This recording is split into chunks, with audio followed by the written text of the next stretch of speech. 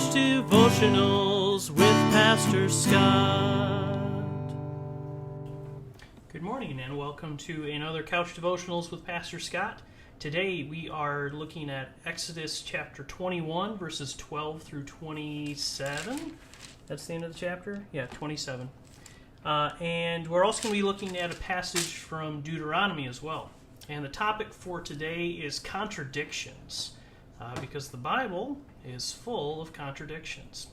So let's get right into it with verse 12. Whoever strikes a person mortally shall be put to death.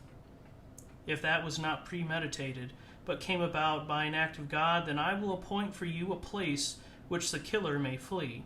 But if someone willfully attacks and kills another by treachery, you shall take the killer from my altar for execution. Whoever strikes father or mother shall be put to death. Whoever kidnaps a person, whether that person has been sold or is still held in possession, shall be put to death. Whoever curses father or mother shall be put to death. When individuals quarrel and one strikes the other with a stone or a fist, so that the injured party, though not dead, is confined to bed, but recovers and walks around outside with help of a staff, then the assailant shall be free of liability except to pay for the loss of time and to arrange for full recovery. When a slave owner strikes a male or female slave with rod, and the slave dies immediately, the owner shall be punished.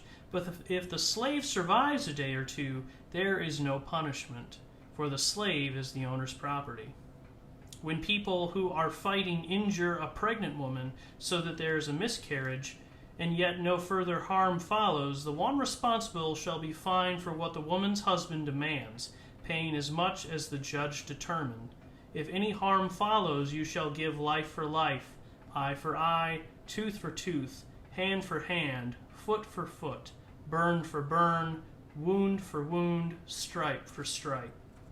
When a slave owner strikes the eye of a male or female slave, destroying it, the owner shall let the slave go, a free person, to compensate for the eye. If the owner knocks out a tooth of a male or female slave, the slave owner shall be let go, a free person, to compensate for that tooth. And we're going to end right there before we get into 28.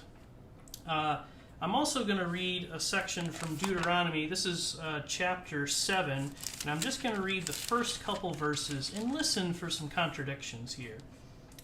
A little bit of confirmation bias, perhaps. When the Lord your God brings you into the land that you are about to enter and occupy, and he clears away many nations before you, the Hittites, the Girgashites, the Amorites, the Canaanites, the Perizzites, the Hivites, and the Jebusites, even nations mightier and more numerous than you, and when the Lord your God gives them over to you and you defeat them, then you must utterly destroy them. Make no covenant with them and show them no mercy. Little different than what we previously heard, where there was this law for ways in which we should treat death and murder and treat those that are causing violence. There was very clear, if A, then B. But when it comes to war, when it comes to going out and fighting, whatever works. These contradictions don't get talked about too often. People don't often bring up contradictions within the Bible because it's kind of it's a weakness, to be honest, or many people see it as that if there is a contradiction within Scripture, then can we really trust Scripture? Well, the answer is yes, we can. Both of these, Exodus and our passage from Deuteronomy, were written within a cultural context, an understanding of how God is acting with us right now. And if we look at the entirety of Scripture, we see how this law of violence even changes throughout. We have Cain and Abel and the violence and the murder that happens there. We have a passage here in Exodus, eye for an eye, tooth for a tooth. And then later on in the New Testament, we see Jesus saying, forgive them 70 times 7. if someone slaps you or strikes you, turn the other cheek to them. And there's some cultural meaning to that, but it signifies this kind of like wide range of how Scripture interprets violence and how Scripture interprets how God is acting with that and how we should act. So there's lots of contradictions within Scripture.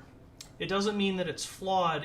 It does mean, however, that we need to read passages with a hermeneutical lens, is the seminary 10-cent word for it.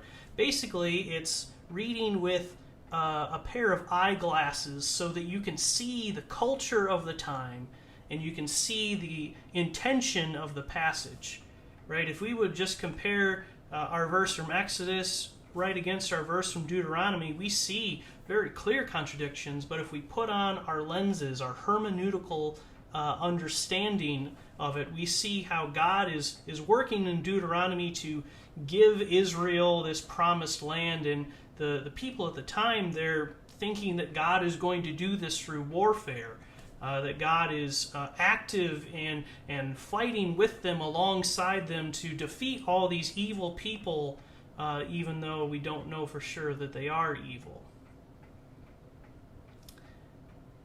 The question for today is, how does your perspective change? How does your hermeneutical lens, your idea of how you read something, how does it change as you grow? If you would have looked at a problem when you were 13, 14, compared to now, what's changed? How has your viewpoints changed? How has culture influenced how you see something? Because the same thing happens in Scripture. This has been Couch Devotionals with Pastor Scott. I hope you have a great day. I hope that you look at things in this new lens and see how change happens throughout time. And I look forward to seeing you tomorrow, same time, same place. Peace. Couch Devotionals with Pastor Scott.